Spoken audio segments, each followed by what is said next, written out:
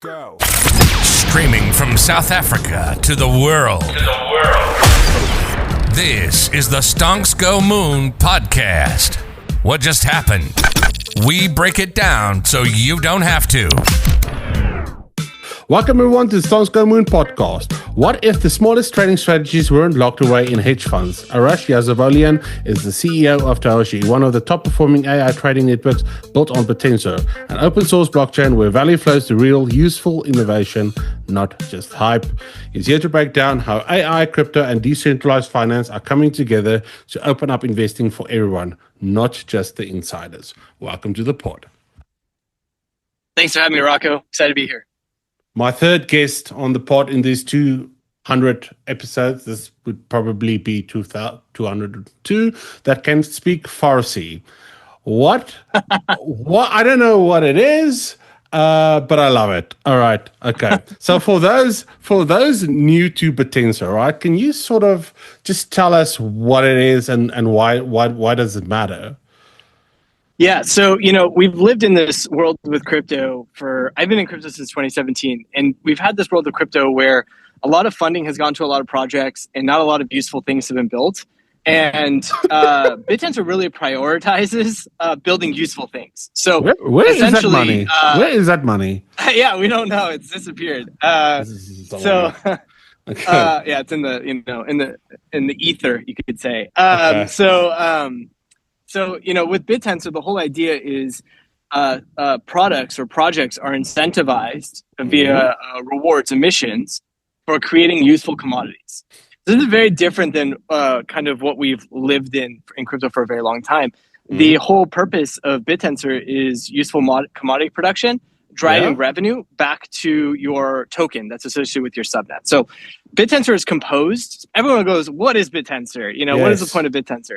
And Bittensor is really composed of a lot of projects. It's kind of like this AI incubator in a way, where every subnet slot, there's 128 subnets, and every subnet has its own token, and every subnet is competing against every other subnet for emissions.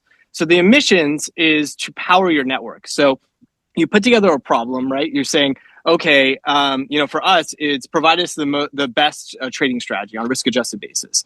So we pay miners, participants, emissions, rewards in our our token that's provided by the overall network Tau for giving us those best strategies, right? And this expands to everything: compute, providing various compute resources, GPUs, essentially creating GPU marketplaces, serverless compute. I mean, inference. This goes beyond just what we do, but really to touch any commodity that could be produced. Okay, so how is Bittensor sort of?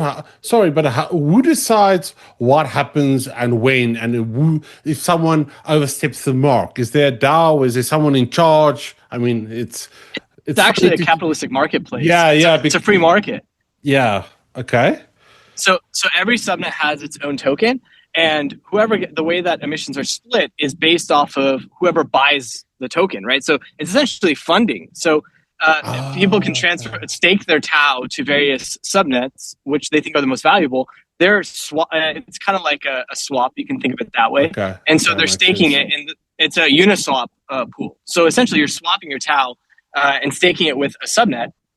And by doing so, you're driving up the value of that subnet to get more emissions. So you're putting money on the line, your Tau, to support a subnet. And you believe the value of that subnet will increase with time. And so it's kind of like when ERC20s first launched. It's like you could swap from ETH to ERC20s. It's kind of like that world, but for actual useful commodity production. Okay. Do you know what the value currently is of Bittensor? Not of Bittensor, but of the projects and everything, all the tokens inside of this ecosystem. Do you know? Yeah, it's slightly more than the current value of Tau. So it can exceed the value of Tau in terms of the value of the network. Yes, but it's slightly more. I think it's 10 to 15% more than the current value of Tau itself. And what is that? I think it's around $3.5 to $4 billion across 128 projects. Holy smokes! That's okay. That's ridiculous. So how does Taoshi fit into that ecosystem? So we slot in on subnet 8. So we've owned, we were one of the first to actually launch on Bittensor. And what we've built is a decentralized prop firm. So we're just one of 128. And what we've created is we're flipping prop trading on its head. So typically traders, good traders have two avenues, right, to go find funding. One, they can go launch a hedge fund, which has a lot of regulatory overhead. It costs 100 to 200K. You're probably going to have to run in the Cayman Islands. And then you got to bring on clients. You I don't think people realize. I don't think people realize how hard it is to start a hedge fund. It's very hard. Yeah, it's very hard. It takes months. It's incredibly difficult. The other avenue is prop firms. However, prop firms run pretty much all their clients on their B-book, meaning that they are counter trading their own users. So they have predatory practices to try to essentially ensure that their traders are not good, which doesn't make sense, right? And so their main model for making money is registration fees. That's how they make their money. So they want you to fail. 95% to, I think it's like 95% of traders fail the registration fee, and like 99% never get real payouts. Why? So even if you pass, because they end up getting liquidated on their account because they hit max drawdown. Meaning like they don't. If you hit a certain drawdown, usually in these prop firms, you're eliminated from. No, but isn't that their problem? Isn't that sort of the trader's fault? There could be predatory practices like stop loss or stop limit hunting. So they could intentionally try to liquidate their own users. And that's happened. Predatory practices exist. So essentially traders are, and then how much funds can you get from prop firms, right? Like 200 to 400K. So you're limited on the amount of funds. You're facing predatory practices because prop firms want you to fail. And so it's a misalignment. And so what we built is a decentralized version of that. We said, we want you to succeed. We want you to get higher levels of funding. And essentially, you just come trade with us. You provide us your trading signal, and we'll pay you out based off if you're a good trader on a peer-to-peer basis. So if you have strong risk-adjusted returns, you have a real trading strategy. You're not just throwing pasta against the wall and seeing what sticks. But you have something legit. We want you to come to our network, and we will pay you way more than the prop firms could pay you. We pay out $20 to $25 million annualized. And we want your trading strategy, because what we're doing is we're then taking those top trading strategies from our network and we're combining them into a singular strategy, and we're taking it to market on a SaaS platform. So we're essentially saying, give us your trading strategies. We'll take the best ones. We'll form it into one strategy, and then we're going to allow the world access to it via a subscription model. And then all our revenue from that SaaS platform goes back to our token to fund it. So we have a flywheel. Essentially, traders come to compete. We get the best traders. Those traders' signals, when they long or short the market, it gets combined into a singular strategy, and we take it to market on a SaaS platform that anyone can get access to. And so that's what we're building. That's kind of wild. Is there anything out there? Is it a new concept? Is it sort of something that has existed but just been refined? Because I haven't heard of it. So decentralized problems never existed. This is novel. And it's incredibly exciting. As a trader myself, as a quant myself, I've always wanted something like this. I was hit with that hedge fund versus prop firm challenge and kind of saying, where do I go, right? Where's the best option here as a trader? And so this was ideal, right? If this existed, I would have come to compete on it because we can pay out such a large amount of money. And then on the SaaS platform side, it's called Glitch. And like a money glitch. And so the point of Glitch is to open up to the world. And really, if you think about it, if anyone has that, like generally speaking, the people that have access to hedge funds that could run a really sophisticated strategy have to be accredited investors. They have to be worth a certain amount of money, right? And so there's a limitation. There's a gateway. There's you're blocked at the gate, right? Yeah, it's gatekeepers. It's your traditional gatekeepers. And why would they want you in anyways? Yeah, and so they're like, you have a little amount of money. We only have 100 seats at our hedge fund. We're not going to accept you. Yeah. And to the really, really successful hedge funds, it's even harder to get in. You have to know connection. It's very hard. And so we want to flip that on its head because retail investors have been kind of left on the sideline. They've been given access to martingale strategies that implode. They've never been given access to really effective trading strategies with high risk adjusted returns. It's just never existed. The best thing they have access to is like a Vanguard, right? Or a Wealthfront with like a robo-advisor, which just tells you to put money into T-bills, right? I mean, that's generally the recommendation. Like there's nothing that gives you actual strong risk-adjusted returns. Choose if you want to get more aggressive. And so in that way, that's never existed either. The masses have never been given access to really efficient trading strategies. So our tagline is built for the many, not the few, because really we are trying to build a kind of an open hedge fund. Okay. How does it differ from platforms like eToro or Robinhood giving people signals, or someone or third party giving signals indirectly, I guess? Yeah, so this is an automated trading platform. So you just literally, a few clicks, you sign up, you choose your brokerage or exchange that you want to trade using Hyperliquid. You just plug in your Hyperliquid credentials, automated trading. You don't have to do anything. It's just it was point and click configuration inside of our platform, and it'll automatically trade for you using these strategies. Okay. So from your perspective, you don't have to do anything, and it'll automatically trade with. And again, I will say the big difference between what you could get anywhere else and what you get here, because there's copy trading. A lot of those strategies, they're driven to implode because they're not very good strategies. I mean, otherwise they would, go another route in terms of how they get their funding, and there's no real consequence to them for imploding, right? Okay. So that's also a problem. So from an incentive point of view, copy trading has really not been an effective way for retailers to get access to highly efficient strategies. And so for us, we're building that. It's really the strategy component mixed with the fact that it's point and click configuration with automated trading. So it's non-custodial. We don't take your funds. You just sign up, you put in your credentials, what exchange you're trading on, and boom, automatically trading these highly effective strategies. For like crypto, do you support platforms like Binance and Coinbase? Yes. Yeah, so we actually integrate with all major exchanges. So right now it's Binance, Bybit, Hyperliquid, DYDX, WooX, and then we're adding OKX, Kraken. We might have already added them, to be honest, and Coinbase. So all of them are getting added. Wow. What role does AI play for you guys? Is it something that you are using, or is it something that you're looking at? It's used in really two ways. So our traders are typically quants. So they're highly effective strategists that are using machine learning underneath the hood. Okay. Usually something like an LSTM model. And so generally speaking, they have a quant team. They have traders involved on their quant team. And so they have like a fully robust alpha team that they're essentially competing with. So from an input perspective, there's machine learning used in terms of signal production. Okay. On the output, our validators on our network actually are going to be competing to create strategies on glitch, not just us.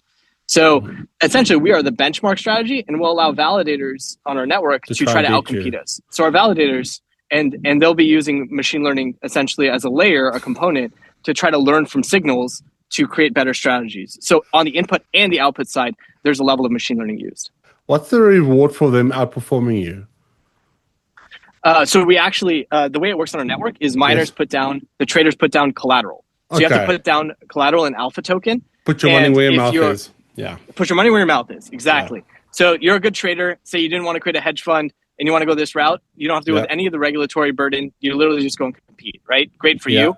And you can put your money where your mouth is. If you're a good trader, you can trade essentially on millions of dollars and get paid on that millions of dollars. So it's as if you're, running we're going to scale that to tens of millions, hundreds of millions of dollars. So you're going to essentially scale like a hedge fund operation running as a miner on our network.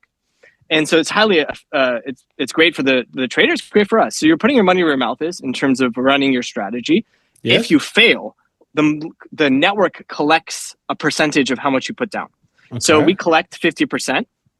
If the validators beat our strategy, our benchmarks on glitch, we pay them out using a percentage of that 50%. Okay. The rest of it gets burned. So we don't take that 50%. The rest of it actually gets burned to the network.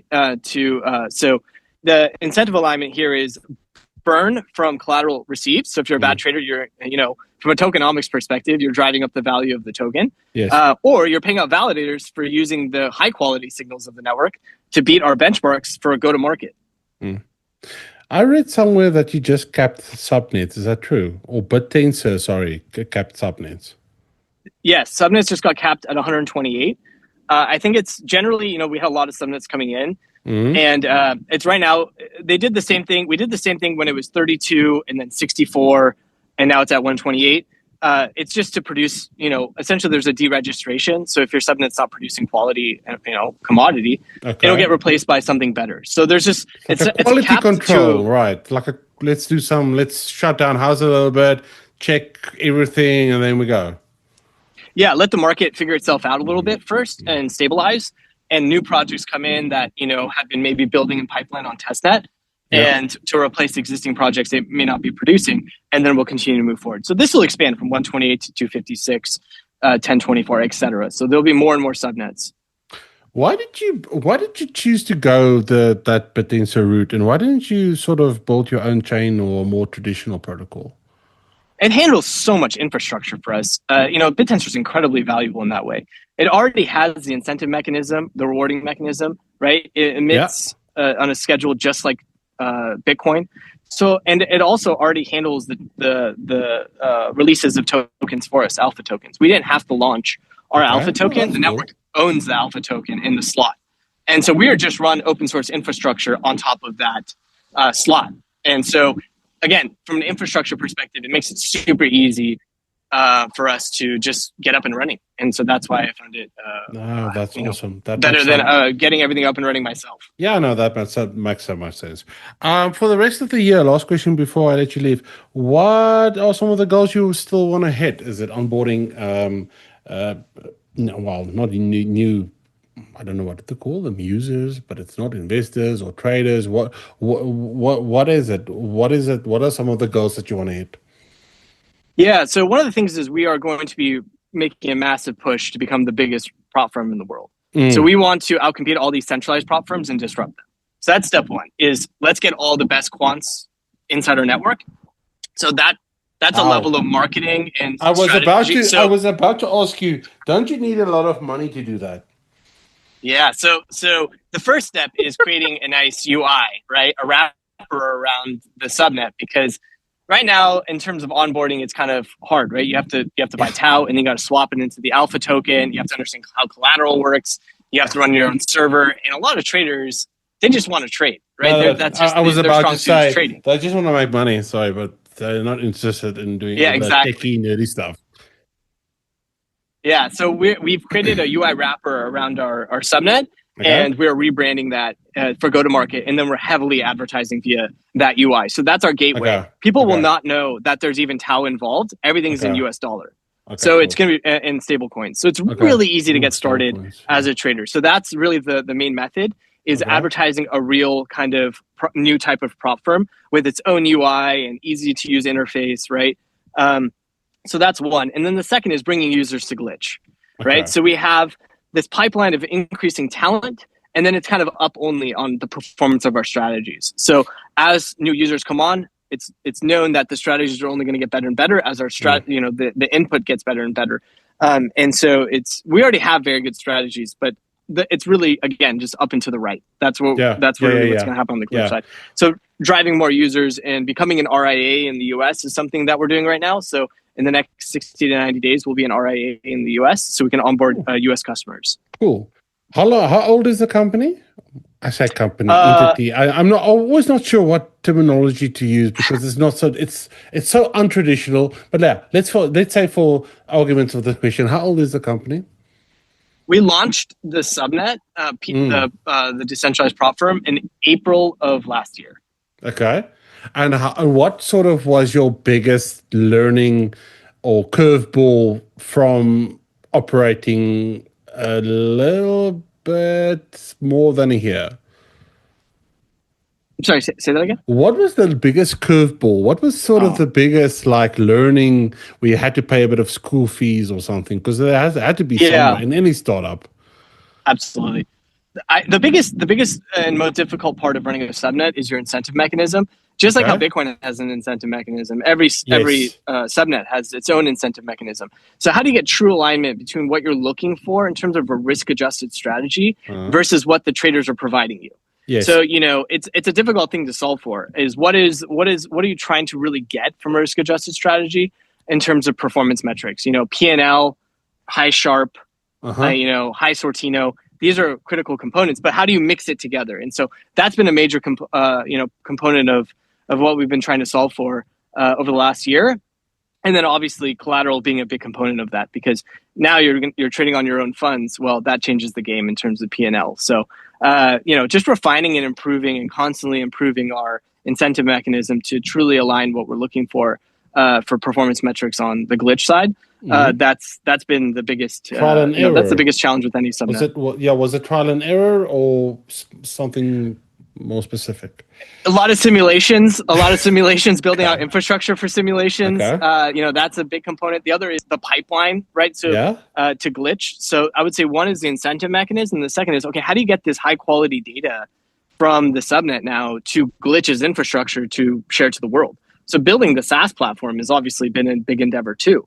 You got to get sub-second latency. So you got to get these signals from these traders from your validator, and then you got to pass it through a pipeline to use some sort of a model, and then you got to distribute it to all these users, right? Because it happens so fast. It happens so fast. It happens so fast in real time. Yeah.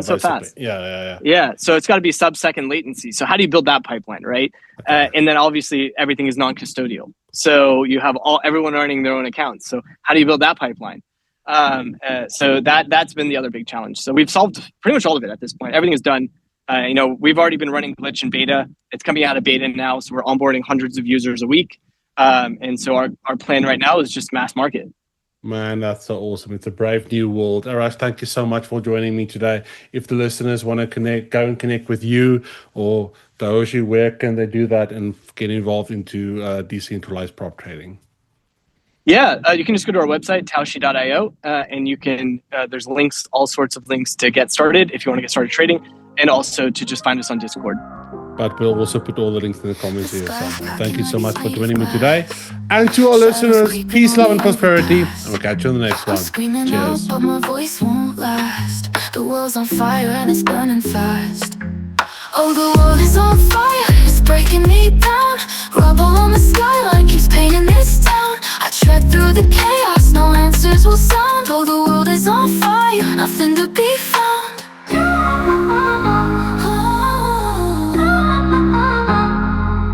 Dreams collapse like towers in the night.